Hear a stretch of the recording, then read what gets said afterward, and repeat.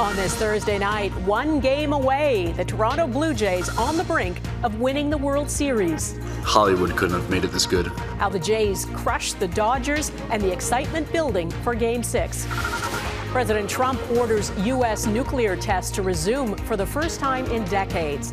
Why, and the potentially dangerous domino effect.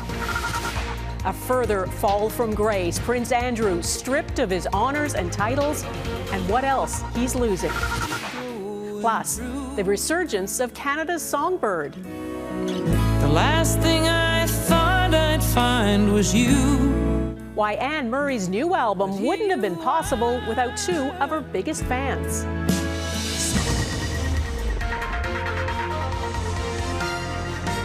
Global National with Donna Friesen.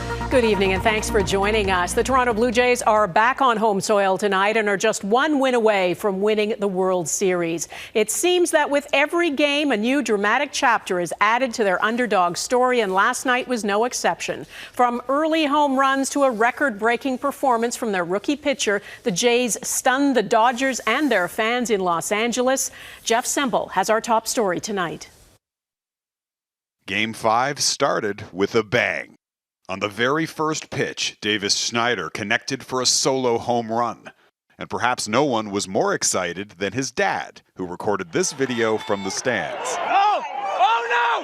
No way! No way! Ah! Oh my God! Then, just 2 swings later, it happened again. Vladimir Guerrero Jr. hit another home run, making Toronto the first team in history to begin a World Series game with back-to-back homers. And the 2 heavy hitters weren't the only ones making history.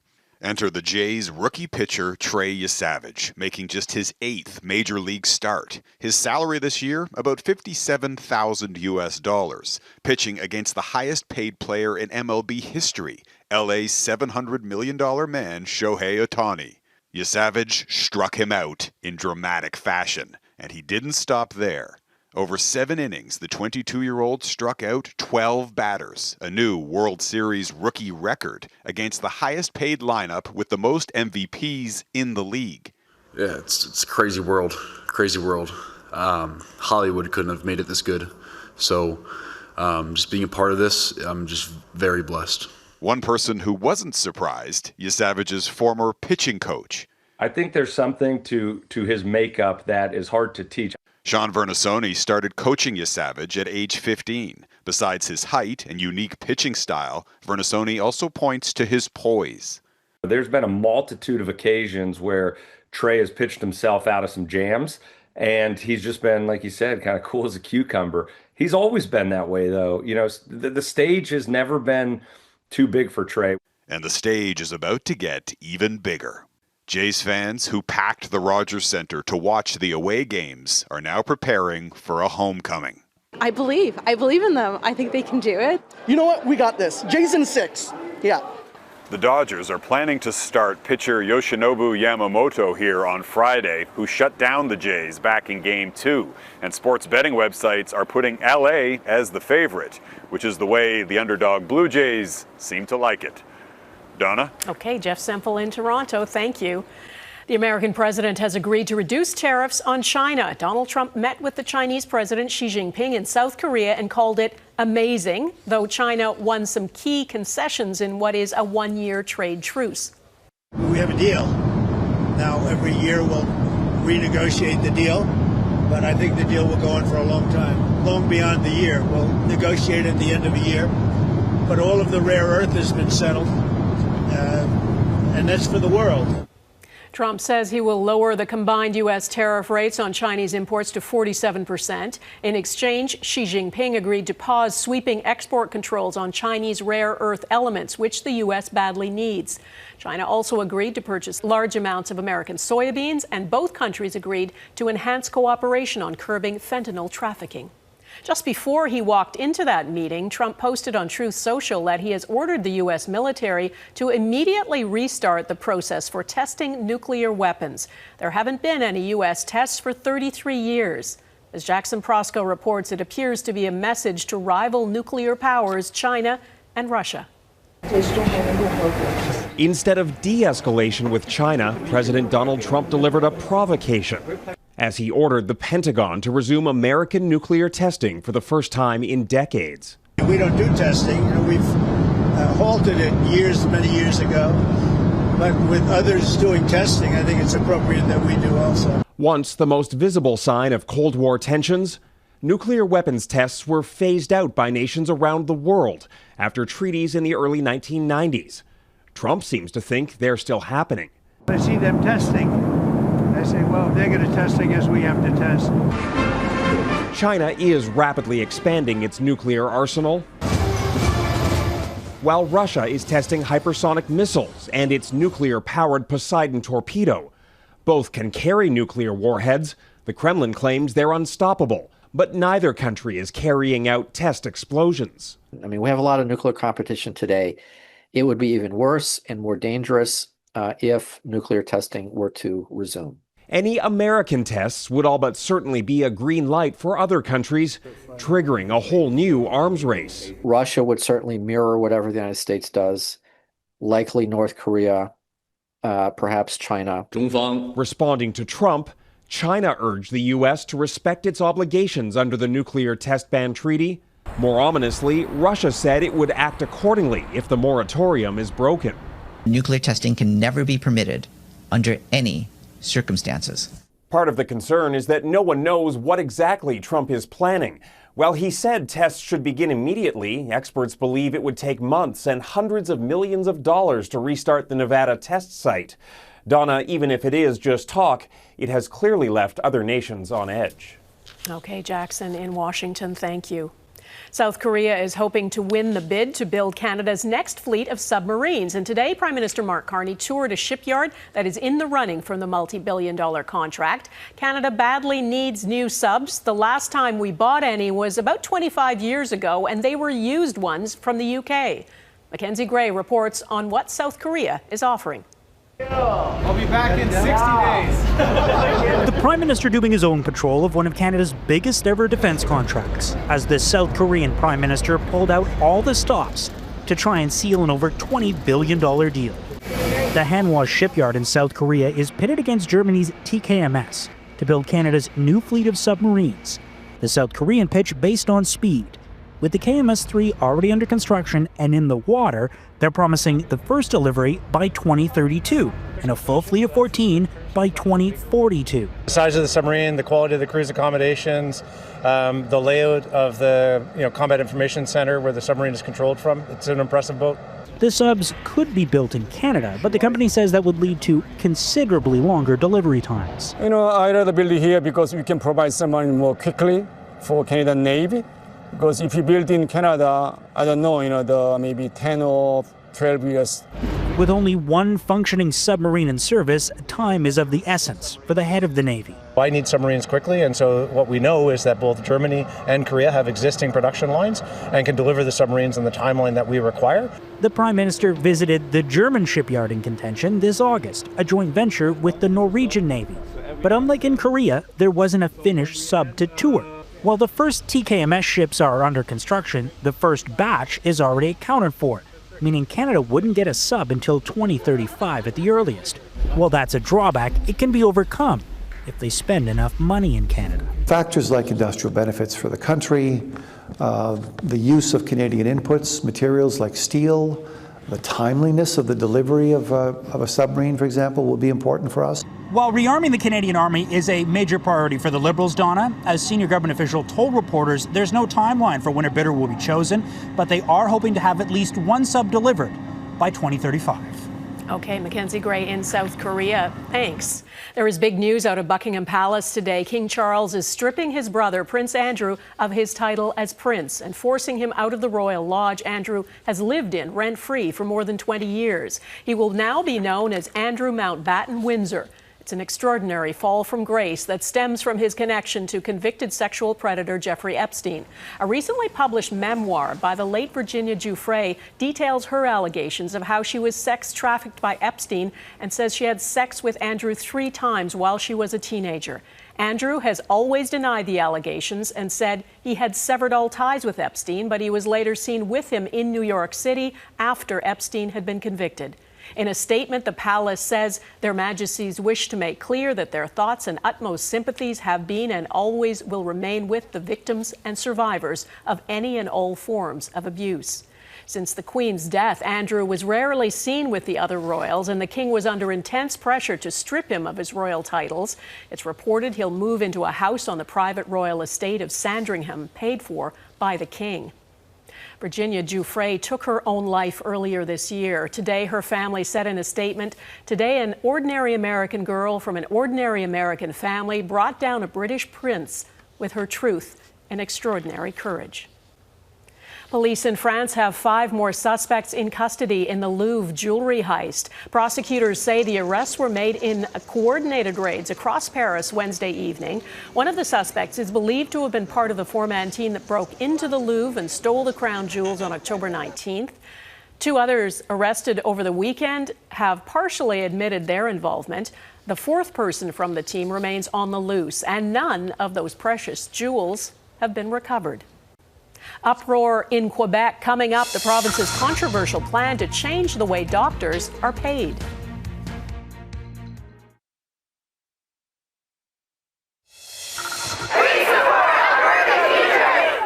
A day after returning to class after a 3.5-week-long teachers' strike, thousands of Alberta high school students walked out today in support of the teachers who have been stripped of their right to strike. In its back-to-work legislation passed on Tuesday, the provincial government invoked the notwithstanding clause, imposing a 4-year contract on the teachers' union. It makes further job action impossible until 2028. Canada's shortage of family doctors is well known, and now an attempt to fix the problem in Quebec appears to be backfiring. The provincial government is changing how it compensates doctors. The intention is to provide better access to care. But as Mike Armstrong reports, it's not just doctors who oppose the new rules. Governments lose ministers, but usually not like this. Lionel Carman announced he's leaving cabinet and his party to sit as an independent, flanked by a friend, the premier he's leaving behind. The now former social services minister says he's putting family first because that family has a big problem with something his government is pushing. La motion est donc adoptée. Quebec adopted a bill in the early hours Saturday morning that will change how doctors are paid. Both Carman's wife and his daughter are doctors. Les dernières semaines ont été difficiles. Carman says recent weeks have been difficult. Now, what the government is doing is tying physicians' compensation and working conditions to performance and collective targets. A portion of their pay, 10%, would depend on things like reducing waiting lists. Well, doctors say under the new plan they'd be paid less, work more, and face fines if they fight it.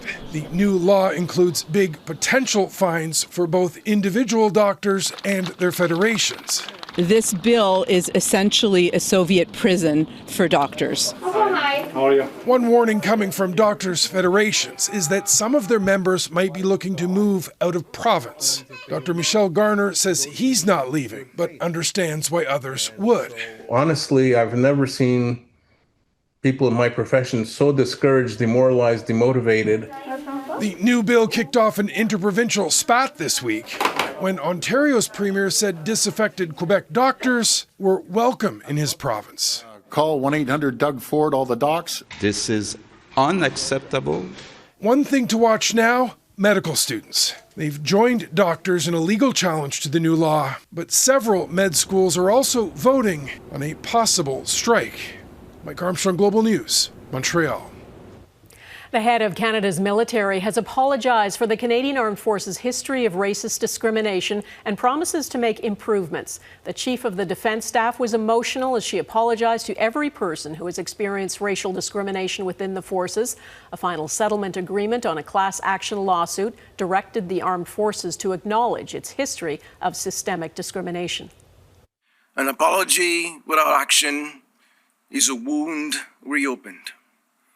An apology with action is a door to healing. The military has also been sued by its own members over sexual misconduct and discrimination against people in the LGBTQ2 community, and many lawsuits are still ongoing. Mass atrocities ahead, the calls for intervention in Sudan's brutal civil war.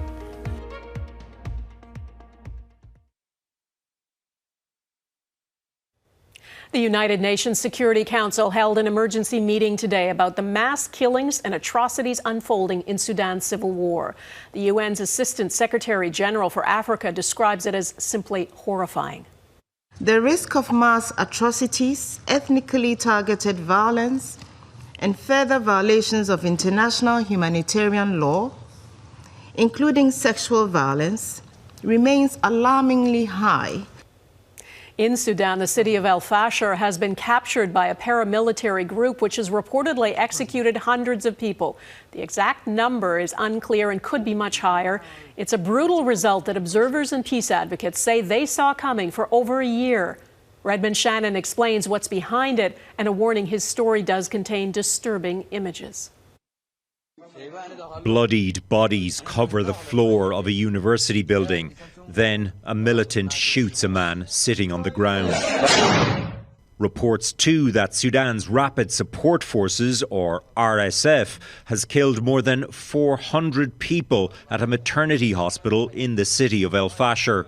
Satellite images taken Monday and then Tuesday appeared to show what could be bodies suddenly piled up on the site. Women and girls are being raped, people mutilated and killed, with utter impunity. The United Nations Security Council called an emergency meeting Thursday. More than a year ago, it adopted a resolution on the siege of El Fasher, but then nothing changed. Can anyone here say that we did not know this was coming? A common theme among the Security Council members was outside actors fueling the conflict. Halting external support. External interference must stop. No Security Council member named names, but the Sudanese UN ambassador did. He is essentially a representative of the RSF's opponents, the army. It took power with the RSF more than a year before they went to war with each other. He singled out the United Arab Emirates as the RSF's main backer, an accusation supported by many news investigations and UN reports, but denied by the Emirates. It is an absurdity that one of the warring parties can carry on politicizing this forum by disseminating false and baseless allegations. For 18 months, powerful nations have been unable or unwilling to get the UAE to rein in the RSF. What I think the issue is in relation to the United Arab Emirates is that there are other equities that the UAE, that the US, the UK, France, and other countries in the West see as far more important to them. International mediation efforts are now being stepped up, but it's already too late for what is, as yet, an unknown number of victims in a city of 250,000 people. Redmond Shannon, Global News, London. But here you are, smiling. Anne Murray makes a comeback. Next, her new album and how her fans made it possible. A summer's day.